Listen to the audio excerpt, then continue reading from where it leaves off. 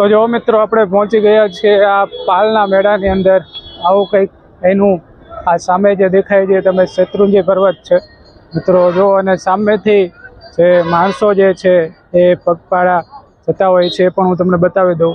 જો અહીંયાથી તમને નાના દેખાશે ત્યાંથી પગપાળા જતા હોય છે, અને આ શેત્રુંજય ડુંગરની આખી પર્વતમાળા છે મિત્રો।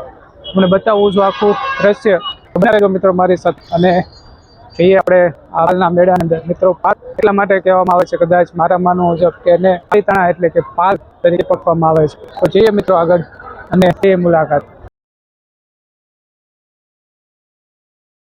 જો મિત્રો અહીંયા આ રીતના તમને અલગ અલગ સંઘ જોવા મળશે કે જે અલગ અલગ જગ્યાએથી આવેલા હોય છે। હું તમને બતાવવાનો છું આગળ, તો બન્યા રહેજો મિત્રો। જો આ રીતના અહીંયા પોલીસનો વ્યવસ્થા પણ ખૂબ જ હોય છે।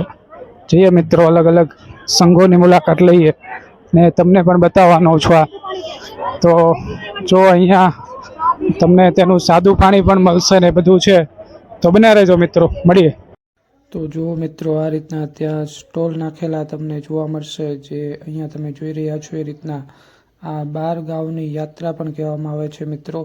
કારણ કે 12 ગાંવ જેટલું અંતર કાપીને અહીંયા એ તમારે આ સિદ્ધવડ ખાતે આવવાનું હોય છે, અને અહીંયા તમને બધી નાસ્તાની વ્યવસ્થા મળી રહે છે। ફ્રૂટ છે, લચ્છી છે, શરબત છે, એ બધું આ રીતના અલગ અલગ એ કેમ્પ એ ગોઠવે છે, એટલે કે અલગ અલગ જગ્યાના જૈન સંઘ જે હોય છે તે।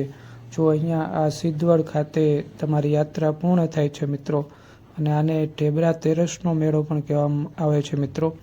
અને જો અહીંયાથી એ પૂર્ણ થતો આપણને જોવા મળે છે। આ એનું એ એક્ઝિટ દ્વાર છે મિત્રો, એટલે અહીંયાથી એ ત્યાં સિદ્ધવડ ખાતે અવાય છે મિત્રો।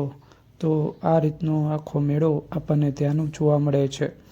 તો જો આ રીતનો આખો ડુંગર છે, અને ત્યાંથી જો તમને નાના માણસો એ જોવા મળતા હશે કે જ્યાં 12 ગાંવ જેટલું એ અંતર કાપીને ત્યાંથી એ આવે છે મિત્રો, અને પોતાના પુણ્યનું ભાથું બાંધતા આપણને જોવા મળે છે।